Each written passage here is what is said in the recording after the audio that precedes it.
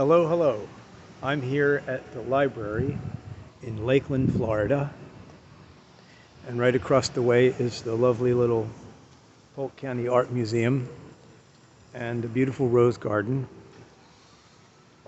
And right now, I am making a presentation that is long overdue. It's a rescuing presentation. Um, there's a special writing, a declaration that says they, human beings, were saved by the blood of the Lamb and by good family storytelling. Well, I have a family story, and in some ways it's not well told. So, since I need to stand in a position of extreme humility because of all the conflicts and troubles that are going on, I first need to be humble and real about the trash in my life and the difficulties in my life. I was going to begin with this with a little funny teaching called Who Do You Want to Hate the Most?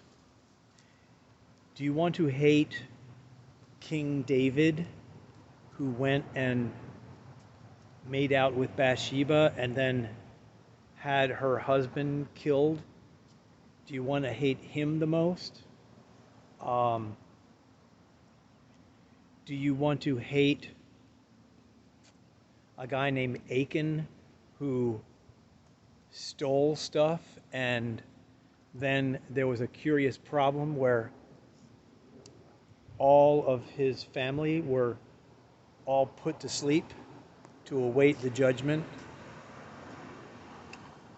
Do you want to hate God? Who do you want to hate the most? Let's see. I have a personal experience. That's not easy to talk about. This is my legacy, okay? This is an important event in my legacy. There was intimacy between my grandfather and my mother. And, okay, you can get all shocked and say this shouldn't be mentioned and this should be put out of people's memory, et cetera, et cetera. But guess what? My sister, my precious sister, married a man who had dramatic incestuous troubles in his life. And this is a common problem in the human family. Human beings end up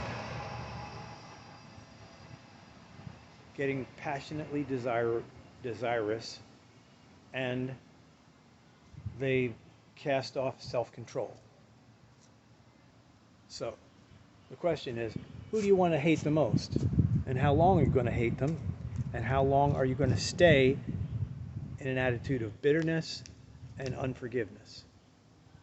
I know various peoples who are so intensely focused on hating political characters and so intensely focused on hating certain groups of people that it literally consumes their emotions and their livelihood and their time. And so I want to declare that I was surrounded by a bunch of quote-unquote Christianity people for a long time. And one of the things that those Christianity people are supposed to be very well versed in is the concept of spirit beings causing measures of our afflictions. So I happen to know that my conception of me from a woman and a man, both of the people that conceived me were extremely cheerful pleasure givers, both of them. But one of them was married, and that created a situation where this child was conceived, and there was no way that I was going to be able to easily become close to both of my parents. It was absolutely, I wouldn't say impossible, but it was just an enormous problem. Okay? So, I come from a lineage of promiscuity and sexual pleasure, passion, desire. So I have every right to shine a light on and expose that kind of activity in the human family. And I'm telling you right now, and I'm talking about all the Christianity people around me that I have known closely,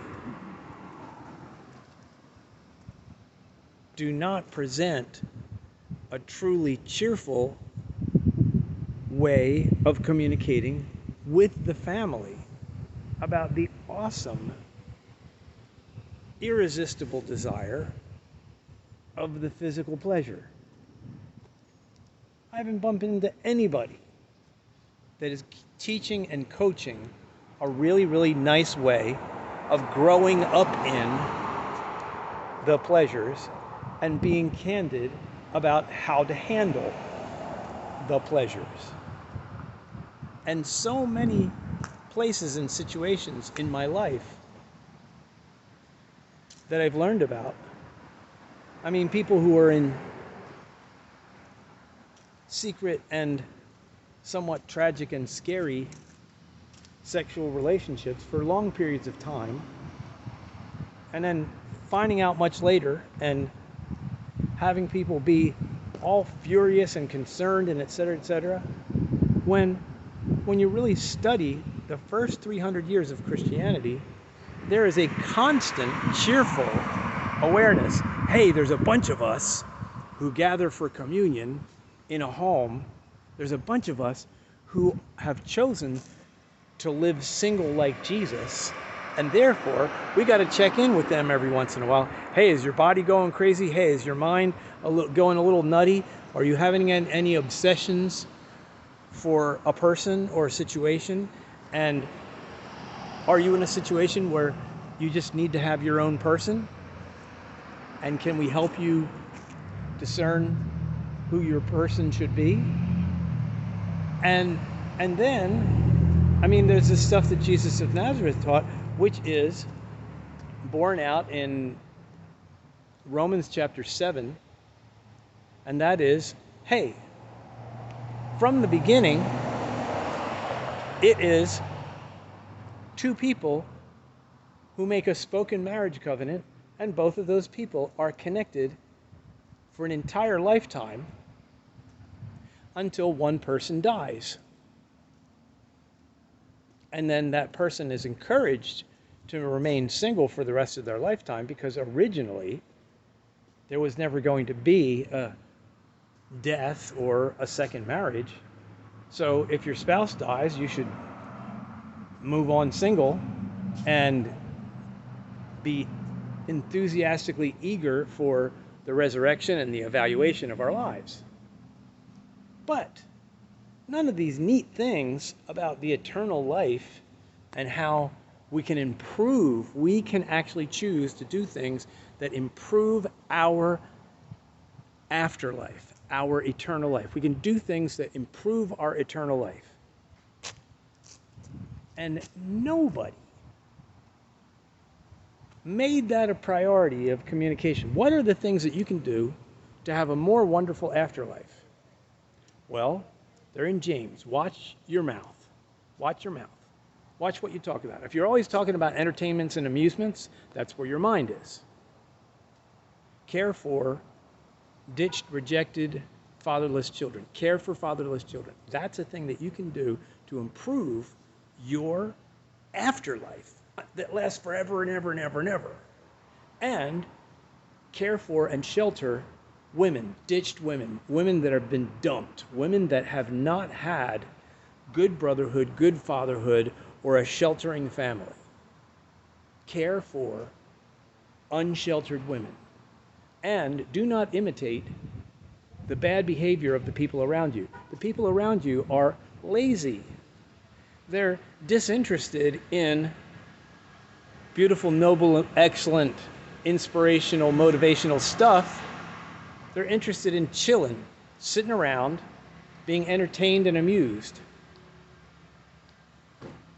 Do not imitate the behavior of those people around you. As a matter of fact, get away from the ones who are scornful of noble, beautiful, courageous, powerful,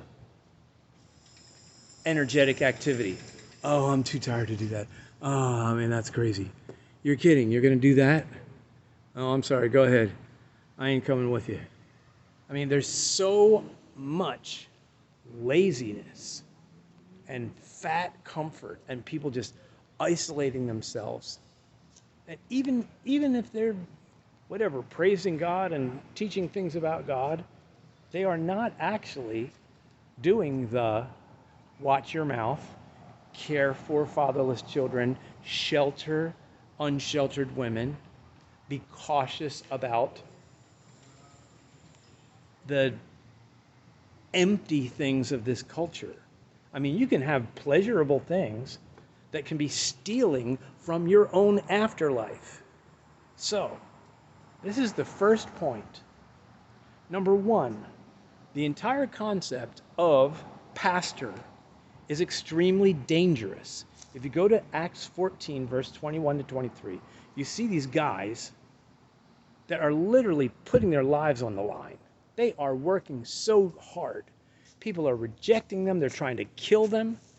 People are worshiping them when they do miracles, and they're not even listening to what the guys are really saying. And as they're going along through all of this effort and so much interaction with so many people, some people are actually rising up and wanting to be friends of Yeshua, friends of Christ, friends who gather together, and you're in a little bundle of friends, which is, you know, the body of love, the body of truth, the friends of God. So there's these little gatherings being put together in homes of the friends of God. And after a long time of traveling, it says they went back through, after preaching, after they did their information work. And remember, most of church is a Jesus information business. It's a business. It's not a service, it's a business. People run their entire careers in this Jesus information stuff, but they miss the core gathering, the private meeting, where people who know each other so well, and the men cheerfully describe the areas where they're still crazy, the areas where they still have demonic activity. And people don't want to look at the fact that Rabbi Paul knows, from knowing all the scriptures, he knows that the kings of Israel and Judah, most of them proclaim to love God but go bad. Okay? He knows that those who seem to be leaders can actually become counterfeit, can become a fraud, can become fakers. That's the essence of Ahab. There ain't no Jezebel without Ahab. It's the man's fault. It's not Jezebel's fault. Stop saying Jezebel, Jezebel, Jezebel. Focus on Ahab. You guys are the Ahab, okay? You got all these worried women around you because you're not taking a stand and really doing the things that Christ requested.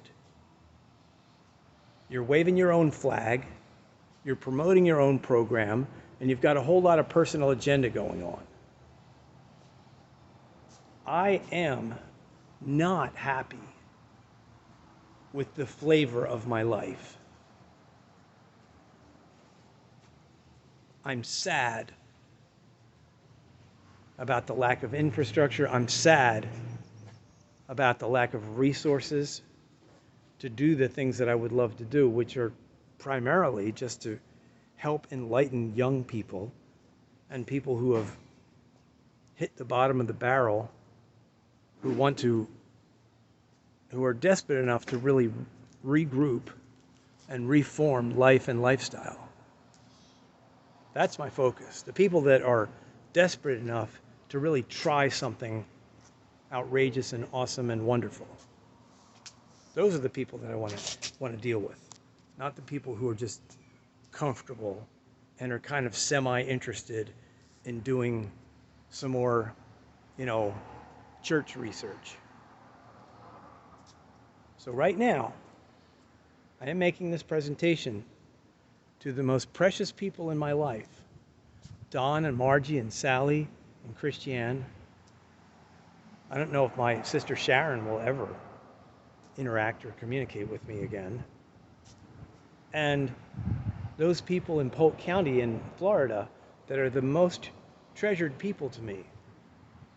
The Jordan Owens family, the Dias Abraham family. I have learned so much. I know peoples who have taught me about the India culture and the generational strongholds and problems, just as I've had generational strongholds and problems in the pleasure and intimacy department. So also, there are hierarchical problems in this whole, British imperial empire and the caste system, where you want to rise up and I'm the boss, I'm the boss. I'm the boss. Not an underling. Don't want to be an underling. I want to be the underling who has the purest voice. I would prefer to be the underling, the servant that has the purest voice. Honestly, truly. And so, number one, I'm laying down my personal testimony. Foolish promiscuity. A ruined marriage. No interest in children whatsoever. Never a foster child.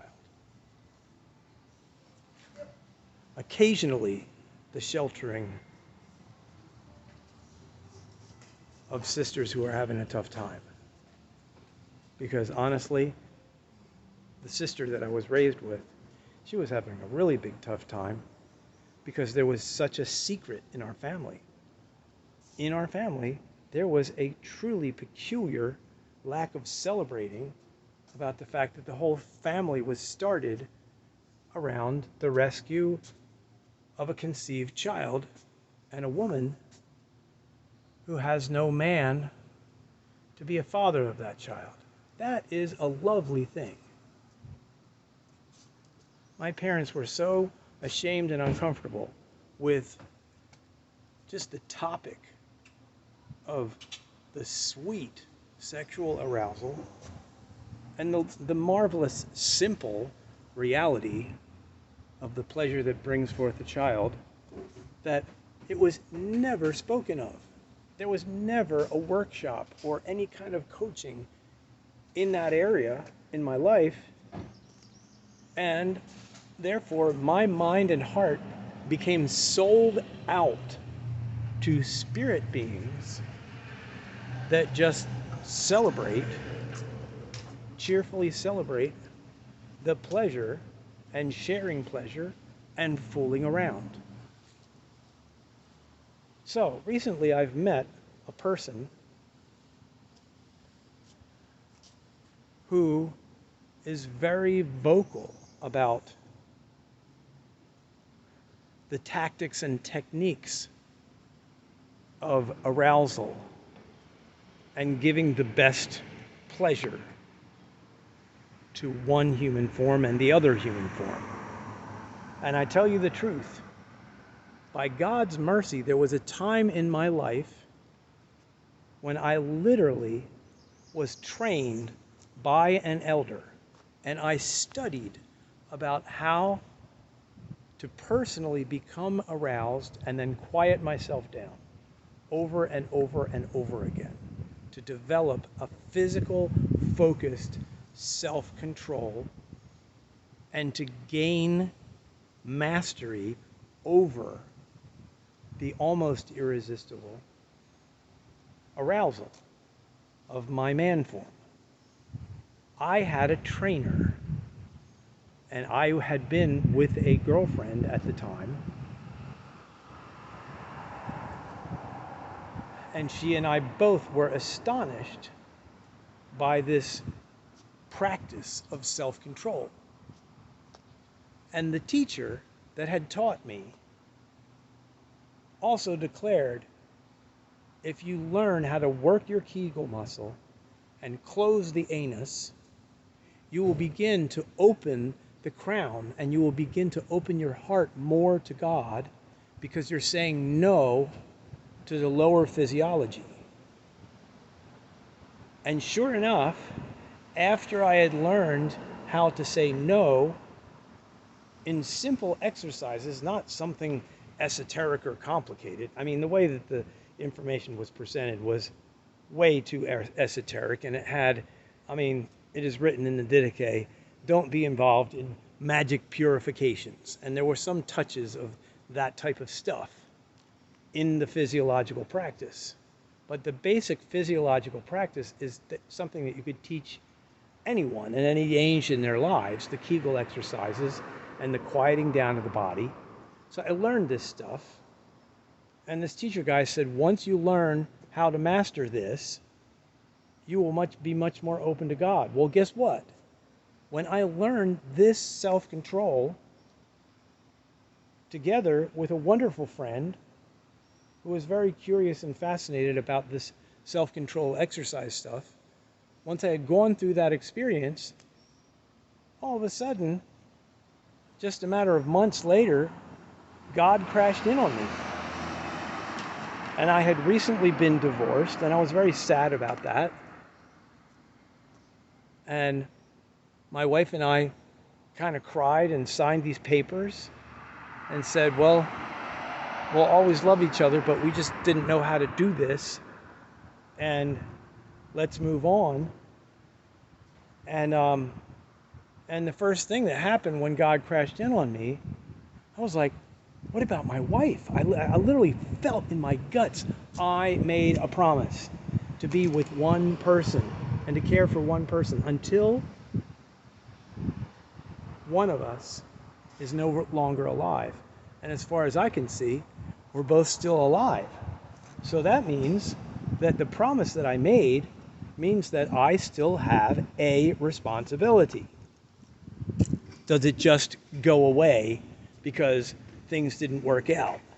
If you're making a supreme promise before the eternal creator who knows the afterlife and knows the spirit realm and knows everything from the past all the way into the future, which the human pea brain cannot comprehend, and if that spirit is in the presence of many other spirits who are much higher than human intellect, and many of them hate humans and hate human relationship with the Most High God, and they're trying to trick humans into stupid behavior, self-destructive behavior, and literally depraved behavior.